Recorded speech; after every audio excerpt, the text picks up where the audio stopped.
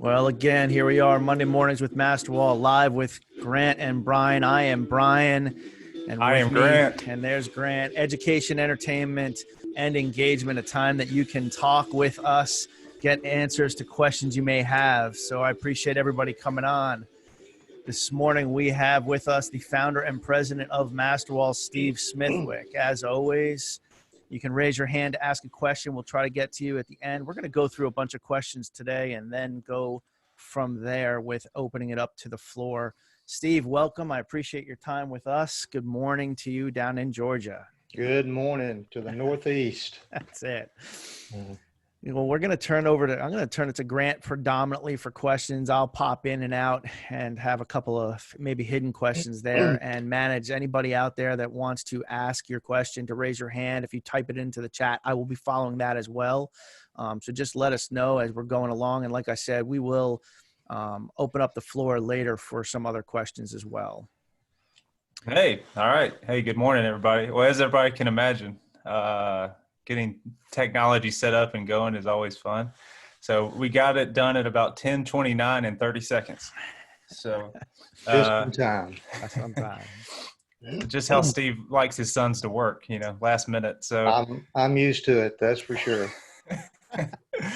So today's we're calling these episodes or session is going to be a little different. So we've been doing presentations that are more technical in nature and informative with products or systems, things like that.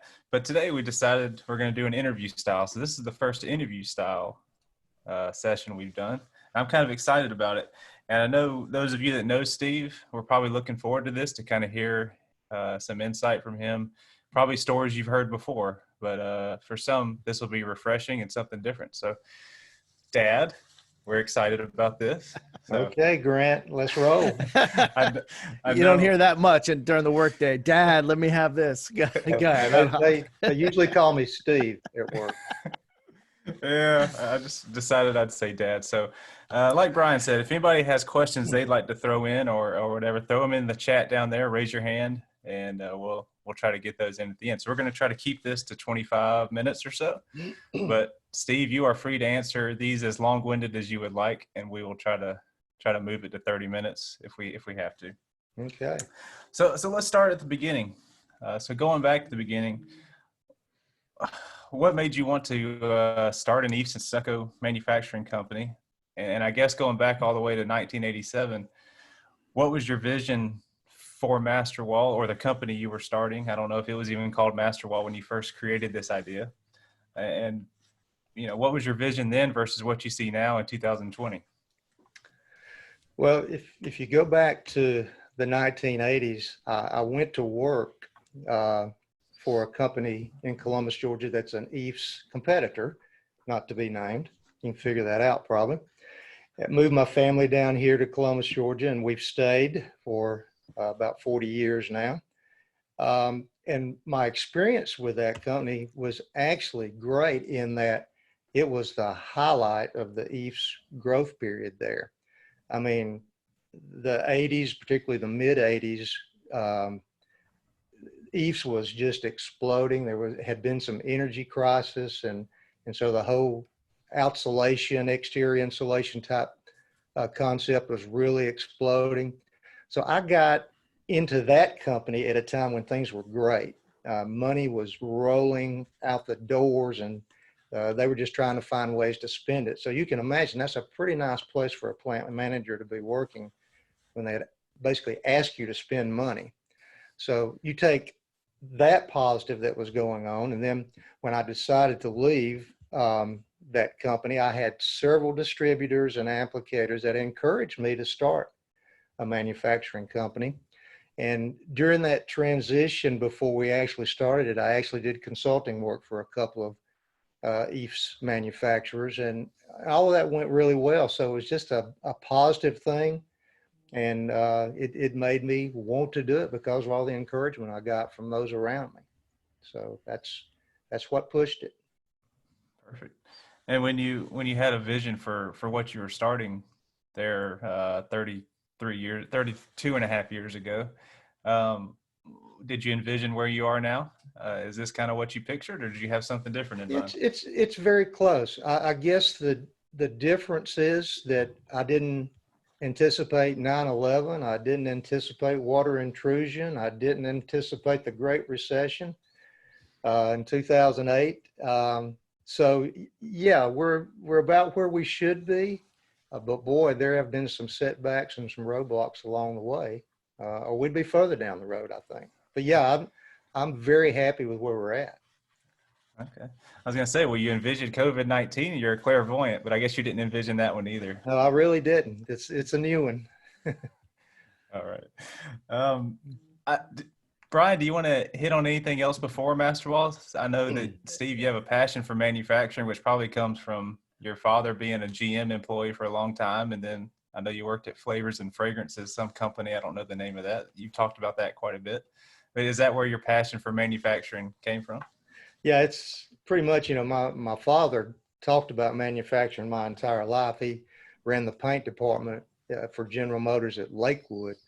And in fact, I went to work one summer after I graduated from high school to fill in for people that took vacations. And it didn't take long to figure out that the assembly line type manufacturing was not what I was looking for in manufacturing.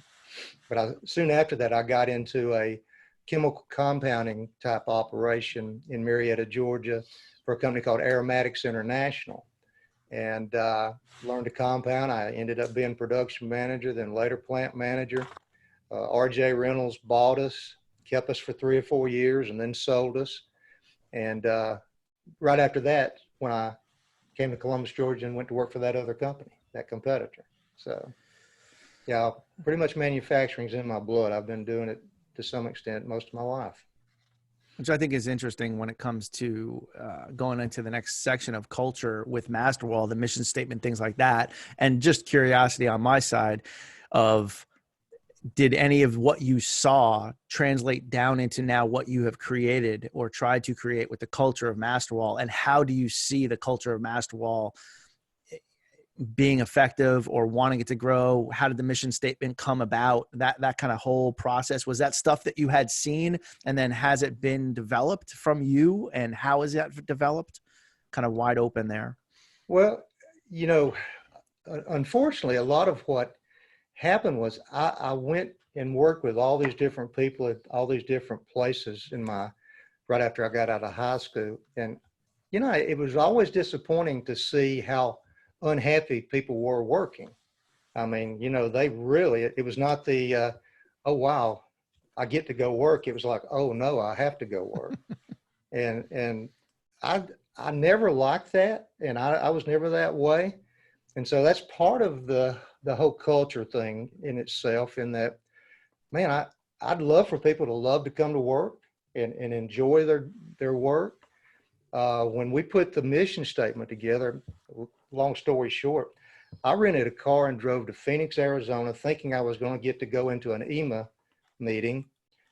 This was 89, 90, somewhere in there. And I drove all the way to a DoubleTree hotel in Phoenix, Arizona, to figure out that I couldn't get in the meeting. And so I had a lot of time on my hands between driving and going to Phoenix, Arizona. Now, the highlight was the Oakland A's were doing spring baseball practice, and I got to see McGuire and Seiko and all kind of baseball players at the DoubleTree hotel I was staying in. That was the highlight. But driving back and forth those couple of days each way, I literally put together the mission statement. During that time, I had a pad in my seat beside me, and if I'd think of something, I'd write it down, make a note, and then by the time I got back, I had enough to work with to come up with what we've got today. And it's certainly emphasizes some things that are important to me, faith. And anybody that knows or read the mission statement and has worked for us knows that we love to take care of people. That's really what it's all about. I coached basketball for 16, 17 years, high school basketball. And, those teenagers sometimes were not easy to love, but I did figure out one thing about it. If we were going to have a team that worked, I had to love those guys. And you love them, you take care of them, you encourage them, you build them. and you do the same thing, I think it worked with your company. Yeah, absolutely. If you don't love the people you're working with, particularly as a leader, as a manager, it's hard to influence them. And I truly love the people I work with. I think that's critical. So the culture is very intentional for you. Very. And okay, so history of GM, father, places you've worked and seeing them being unhappy in work. Are there other outside resources that you bring into creating that culture that you would say is highly valuable in your opinion? Yeah, I wear you guys out, with quotes and books and things. Everybody that works for Masterwall has to read the Fred Factor. And those of you that don't work for Masterwall don't know that we pay people to read the Fred Factor. You come in and go to work for us, we send you the Fred Factor. I say, when you have read this, let me know. I will send you some money. And I'm talking about like $50, and because, it's that important. And, then there's the John Gordons, the Energy Bus. There's my favorite book that I used to quote from all the time for the high school basketball team was Wild at Heart, John Eldridge, which goes to that whole, think outside the box. Don't be like everybody else. Let's do it differently. Take some risk. That's why you guys have me as a Northeast rep too, right? Because exactly. Northeast to the Southern, it's a little challenging sometimes, I know. But well, we've talked about Wild at Heart. You fit, Brian. That's right. I will say the Fred Factor, with all of us reading it, if once you read that book, what you start doing is you start saying, man, that person's a Fred. You go to a restaurant, you have a great server, you say, that person's a Fred. Highly recommend that book. It's an easy read. I think I read it on a flight, round trip one time. It's an easy read. I think there's a Fred 2 or something like that. It's a follow up. Yes, there is. And I agree with you. That's me and my wife go to dinner somewhere. And if the waitress and everything is real good, we say, oh, wow, that's a Fred. We nail it right there. We've gone in other stores and done the same thing. You watch somebody work. Another thing real quick that I don't make y'all read, it's called It's My Pleasure. Chick-fil-A. Yeah, you got to love the culture. That is one of the best ran franchise fast food things there is, if not the best ran. So, yeah, and Brian, I just like to say, everybody, your organization has a culture. Whether you intentionally develop it or not, your organization has a culture, and your employees are either thriving or wilting in that culture. And so Steve's really got a passion for intentionally developing it. Brian, you kind of touched on that. Yeah. And part of that, Brian, is how involved Steve stays, I think, in the organization, in the company, and the culture thrives because he's involved in the day-to-day. He's face-to-face with employees. So Steve, Dad, sir, how would you say you're involved still in the day-to-day, and what's your passion now that things have changed? How do you fine tune that passion into your company in 2020? Well, I've always thought, or at least for a long time, the old quote, walk the halls slowly, and walk them daily. And because the whole concept is you walk the halls because you're going to run into the people that work with you, and you stop, you listen, you exchange with them. Most of I try to go to the plant in Lithonia nearly every week, but I certainly get up there once or twice a month anyway. And I love to be face to face with the guys on the floor, the plant people in general. And one thing that I learned this coaching basketball and certainly running Masterwall and starting it. What you celebrate is repeated. And you guys know that work with us, we celebrate a lot of things, and we do it in a good way, I think, in that not only do we focus on people that have done something good, but we really good at giving bonuses. If you do something really good that stands out, there's a good chance your manager or myself is going to send you a note and say, here's a little extra for what you did. We appreciate it. It was a great job. So, amen. Yeah. And I think you said a lot there in the course of what you've even been saying, between loving people, the approach you go about things, doing things different. One of the things I tried to look up was the longevity of Masterwall employees. I know anywhere from 32 to 5 years. The average is like 8 or 10 of longevity of people staying at Masterwall. When you look at manufacturing nationwide, at least a little research that I did, it really is only like 4 years that people are there. And I know people always change over jobs rapidly. Thinking about some of the downturn of what people have experienced, like you said, the 90s, 2001 to 2002, the 2008 crash and stuff like that, water intrusion, you talked about that briefly. But how do you think this crisis now, as leadership, right? You and the other general manager, Mike Irving, who's right there with you, and others, as leader, how do you face this type of crisis now, being that this is different than those times, wouldn't you say? Yeah, very different. I don't even know what to think about it sometimes as we try to wade through it. We've been fortunate enough to be considered essential, so we've not had to shut down. I know there are some states where construction has had to shut down, but for the most part, particularly in the South, Southwest, we've been able to continue. We've really not seen much of a change in business yet. I'm afraid we will in the months ahead, and we want to prepare for that. But let me go back to another quote. I've got it sitting on my desk. Never, never, never give up. If you feel like you were called to do something, you just take what comes, and you just know you never, never, never give up, and you fight through it. And we call them near-death experiences around here because we've had a few of them, and I love to talk about them because we made it through them. And I'm hoping the pandemic will not be a near-death experience, but I think it's going to be tough. Yeah, and Brian, one thing, talking about these downturns, and this is kind of some inside baseball, but I'll just share it. So when all this started, instead of Steve saying, "Hold on, let's reel the lines in, let's pull back," one of the first things he did is all of our production employees received a small little something extra that first or second week this all happened. And just what a testament and testimony to those people that, hey, we don't know what the future holds, but we're still going to care for you and take care of you the best we can. And I guess I just ask, where does that passion for ethical and honest leadership? And obviously you're someone who serves your employees as much as you can, I think, from what I see. So where does that passion come from? Is that a spiritual thing? Is that just life experience? Where does that passion come from? It's certainly a faith. I never like for somebody to say, "Hey, he's religious," because the connotation in there is laws, rules, and that's not what I think it's all about. Faith is about grace, forgiveness, love.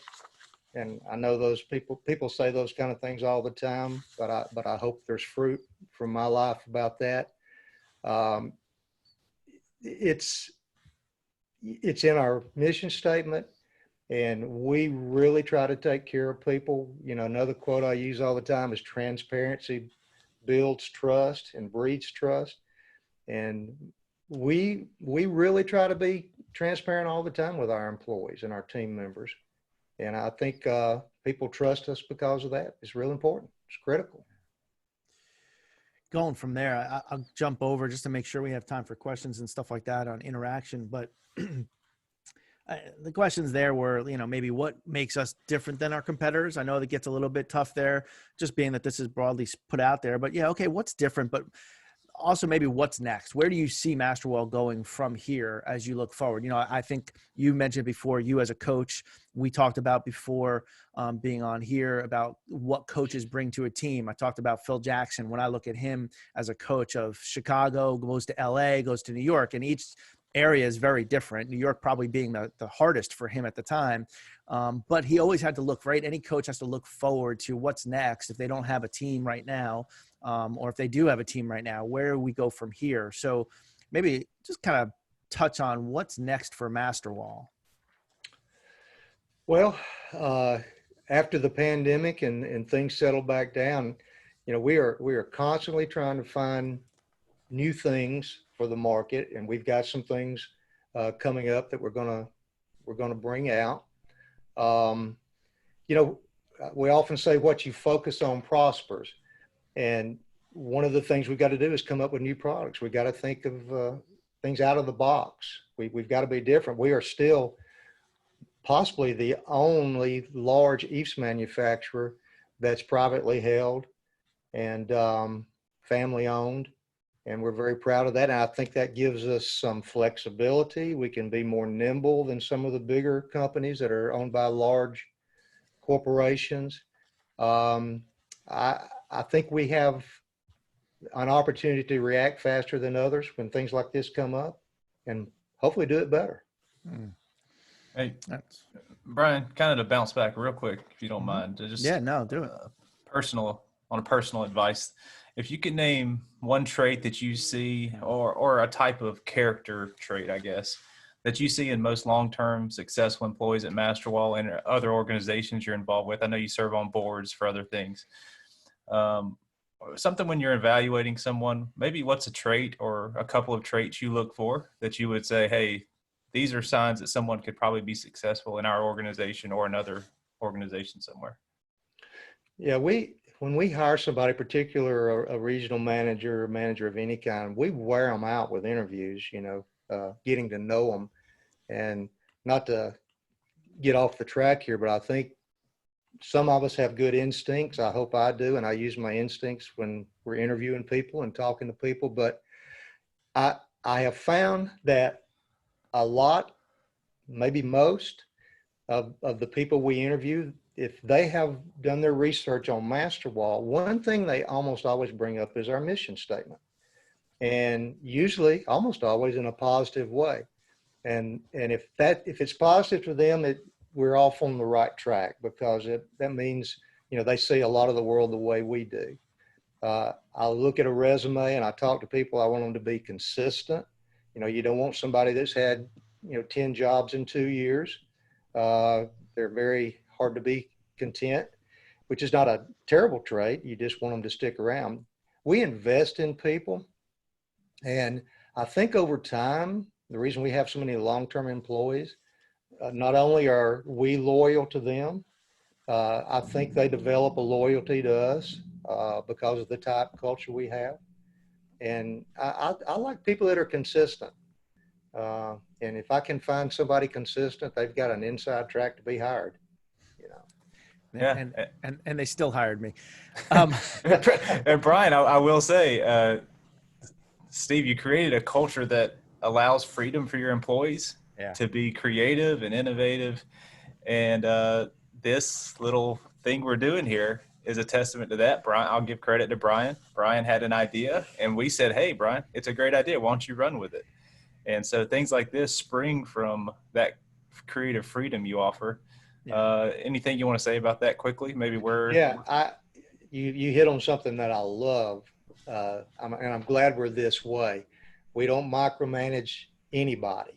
I have learned over my decades of living that people gravitate to what they're good at, and they gravitate to what they love. And over time, as you let them do that, they come up with some really good things typically. And I realized a long time ago, I don't know it all. And I love to watch other people grow and do things and surprise me. And like I said, this is one of them right here. We invite this kind of stuff. Yeah, thanks to both of you. I'll transition that over to, and I know it's getting to a half hour, which is great. Like we can go hours, I'm sure. But if the joking part of this will be, if one of those traits was not in one of your sons, who all three work for you, including your wife now, and your daughter did work for you, would you not have them work for you if they definitely did not have those traits? Now, you can go any direction with this when it comes to family members. The question generally was, being a family-owned business, and I'm sure there's many out there even listening that'll see this, that own their own families. Do you treat them differently? Do they treat you differently in the office versus out of the office? I mean, what's the dynamic of the family type of business? Okay. All those people that tell you and try to say that they treat all their kids the same, they're lying, because you can't. You just can't. They're right. All different. And I got to tell you, all four of my kids and the three sons that work here, Brian, you know, because you deal Yeah. with all three of them. They are all so different. But one good thing that I'm really proud of, they all work hard, and they are really committed to this thing, and very proud of them. And now that I've got my wife here, so she can keep my grammar straight on everything I write, man, it's just heaven for me. Grant, how about you? Is there, I mean, look, you're on here as a host type of thing, but reality, working with your brothers, working with mom and dad, I mean, it's all day, every day. Is there anything, just speak to that. Well, listen, I was the middle son. So I always say, my birthdays were forgotten. It was a joke. I don't think they ever forgot a birthday. But I was always easygoing, always smiling. I think I kind of stayed out of the way a lot of times. Not to say I never got in any trouble, but our personalities are definitely very different. And Stuart being the youngest, I'll let him speak some to this if you're going to unmute his mic. They found him under a rock, so he had to be the favorite. I always joke. That's just a joke. Stuart has blonde hair. He's always different. So anyway, no, we are treated with respect, and we are given freedom, and none of us report to Steve, which I think is important. We report to someone else so that we're accountable to someone for our actions, and we're judged on our merits. And I think that's important for anybody considering starting a family business. Make your family accountable to someone other than yourself. No, Steven, come back. We want to see all of you guys up there now. As far as there, that was great. I think it's wonderful to be able to see, each one of you. I think it would be interesting. One of the questions that somebody just typed in there was just, Steve, if you ever considered writing a book, whether it's the industry experience and life experience, I think it would be interesting if you did write a book and then have each one of your boys or even everybody in the family write a chapter of it. But have you ever thought about writing a book? Oh yeah, I've talked about it. That may be another reason my wife's here. I'd have to have a lot of help with it, So That's awesome. I'd love to do that. That's awesome. Well, I'm going to allow everybody to be unmuted. You can kind of do what you want to do and come into the conversation now. I'm going to end the recording specifically. Whoa. And you can ask your questions, come up and come out. We'll spend another about half hour on here as needed to those who want to ask any questions.